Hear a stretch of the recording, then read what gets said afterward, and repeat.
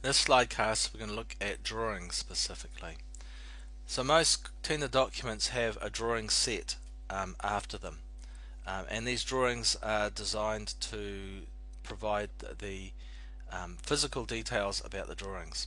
The drawings themselves have a lot of information in them. Obviously they've got the physical layout of the works that they've set out, but you'll notice that there's different parts. So this is a typical drawing here, and notice there's notes here. These are more correctly probably should be all included in the specification, but the practice is to provide a summary, if you like, or the most important points of the specification here.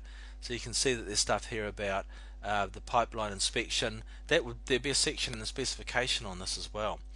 There would be something about the pipeline base shall be cast with any additional risers shall be connected with the water type. So it talks about the connection between different risers in the water pipe. So while it's not good practice, the way it normally works is that the notes sort of summarize the specification, but the stuff in the specification is still really quite important. On this part here, you've just got the details of the drawing. This is stuff you should have done in civil and structural drawing. You notice that each of the components is shown in section, sometimes in elevation, with little annotations giving more information about it. The drawing should be able to be quickly understood. You should be able to see that, flip through the annotations and understand what's going on. One of the major problems with drawings is too much writing. In this case, I'd say that there's probably too much writing here as well. Someone should be able to look at this and very quickly understand what's going on. This was drawn on a standard drawing thing, and notice that here they've got an original scale. So no matter what happens to this drawing, whether it's photocopied and increased in size, reduced in size, you know what the size of the original drawing was. You know that originally the distance from there to there was 10 millimeters. The title block is quite an important part of the drawing. It gives you a lot of information about the drawing. Remember, the drawing is not just a pretty picture, it is also a legal document. It is something that is regularly changed, and so the title block tells you a lot of information about it. We're going to look at that now. So you can see here's the title block. I've had to split it up into two parts, so this part here belongs there and this part here belongs here. You can see the first thing here is it talks about what the contract's all about, and it gives you the number, the file number. So there's a distinct number which identifies it. This is the number that the consultant had, this is the number that the client had. The details about the drawing title, what is this drawing about? You should be able to flip through the titles and find the drawing you're looking for. Remember, it should be easy to find your way around a set of drawings, and there's a drawing number there as well. These two things in purple are the construction issue. Drawings are normally revised quite a bit. So there was a tender issue that went out, and then they would have revised it, revision B. There would have been stuff added after the tender was over to provide a construction issue, the one that the contractor should be using. So you should always be checking this revision to make sure that you've got the most current version of the drawing. If not, then you're building something that's outdated, and a lot of muck-ups happen that way. In the orange here, this is all about the contractor. Thames Coromandel District Council had a very strict quality system where it went through all of these three people. They all needed to sign it off the drawings to say yes, that's okay. And in the yellow here, it's talking about the design process. So you can see that I did the design. There wasn't any survey involved. I drew it. My friend Peter checked it, and the date that it was issued was the August 2007, and it talks about the scale. And this is the CAD file name. So if you went to Erie Consulting and looked up this CAD file name, this drawing would pop up. So it's quite important that all of the stuff be provided so that it's easy for someone to find their way around. It's easy to find the drawing. It's easy to make sure that you've got the most current version of the drawing. So decide what needs to be illustrated. A good way to do a drawing before you start doing the drawings is to draw a little cartoon, a plan of what each drawing is going to show.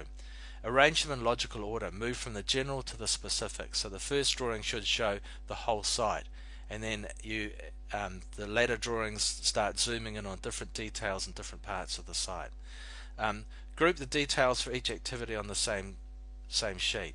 So if you are if you're designing a water pipeline or something like that, you'd have all the water pipeline details on one particular sheet, because what you're trying to do is you're thinking about the construction worker who has to build it. He will have a set of these drawings, and he needs to be able to refer to one drawing or one or two or three drawings specifically, rather than have to slug his way through the whole drawing set to find the details he wants. You need to have references to other relevant details. Once again, make it easy for the person to move around the drawings to understand what you're talking about, and minimize the amount of text. One of the common problems with drawings is they have too much text on. It clutters it, it makes it very hard to understand. Once again, the most important thing about a drawing is that it is understandable. It is easily understandable. It's like a guidebook. So let's look at each part of the contract. So the title page sets out what the works are, a list of drawings. So this is the general. So here's where the site is, here's what all the drawings are. So you can see there's the contract title there, there's a title block which tells you all about the details of this particular drawing. There's the drawing index, what's contained, and the location plan, where it's located. The next drawing, what the status of it is, that it's been submitted for approval, so it's a consenting set, which is what you can see here. And what they did was they drew all this, and then they sent it through to the council for their approval for the consent. And you can notice that they've got some important notes there. In particular, this part here, the levels and coordinates are based on LINS datum. It's very important that you sort out what datum the whole thing is being designed to. There are different survey datums. So then you go to the site plan. So now you're looking at the site in particular. You've got the information about the sign-offs, who's checked it, who designed it. You've got the scale. It's a good idea to draw the scale like this, so if it's increased in size or decreased in size, you still know, you can still relate this to the drawing. Legend, it's always a good idea to, instead of sort of having a whole lot of words all around here, to use a legend to minimize the amount of text that's actually on the drawing. Existing features, you should always draw that on the site plan. Future work, once again, the contractor, the person that's reading the document, needs to know as much about the site as they can, so you need to be conveying all that. And contours, existing contours are shown as well. Okay, so there's a lot of stuff shown on this drawing here, and you need to sort of be able to do it. Now what we're doing is we're zooming in on a particular part of it, the proposed scheme plan. So we've got the proposed works there, how it connects into the future works. And now we're zooming into a specific part of it to provide even more detail. So don't try to show all the detail on a large scale plan. Zoom in, use a smaller scale, and provide more details on that smaller scale plan. So you can see that this, we're now talking about the types of pipelines that are being installed. It's got a numbering system, so you can see that there's a numbering system to identify each one of these manholes. So each one's got an identifier. So if you go to another sheet, you'll find that that manhole there is referred to by that identifier. And you reference other drawings. So there's another cross section on cross section A on drawing 22 will show you a cross section over there. So it references drawing 22. So you can see this is drawing 13.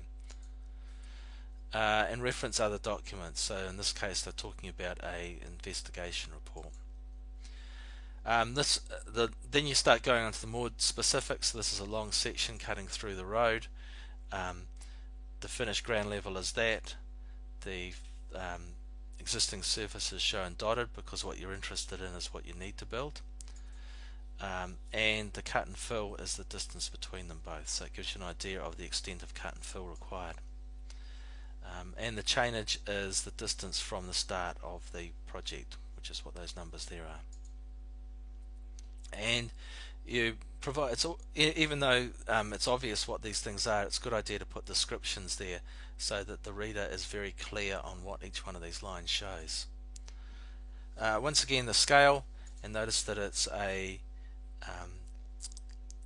different scale between the horizontal and vertical. It's required because the nature of this is it's very long, and the variation in height is quite minor. And the extent of the works. So this is part of the stage 1 works. This is stage 2 that's in the future. So you show where the works finish. Now we're talking about cross sections through the road. There's the dimensions showing dimensioning that cross section through the road. There's the extent, so there's the boundary, that's where the works finish. There is another,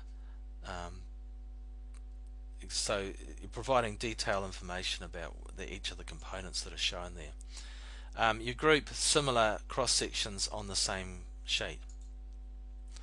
And now we've got the long section of the stormwater pipeline.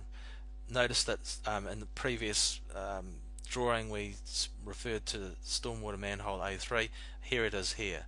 So you can say, okay, well I can look at the plan, I know where it's located. Here's some more information about how deep it is, where the pipes join on and stuff. So it's important that you make sure that you have consistent references throughout, and you can see what the ground level is, what the invert level is, and so on.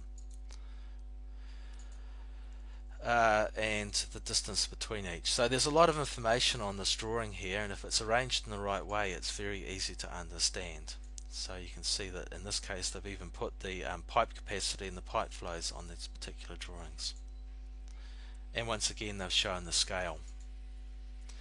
These notes particular to this drawing. And then you go into the real details. Now these are taken out of the Rodney District Council standard specifications. So these are Rodney District Council drawings, and all the design has done is done a cut and paste. He hasn't drawn these, he's just taken the ones out of the Rodney Infrastructure Design Standards and cut and paste them in, because that's the way Rodney wants their streetlights built. You can see that reference there to them. So that concludes the drawing part of it. You can see that drawings need to have a lot of information, and if it's presented properly, the information can be presented in an easy to understand way.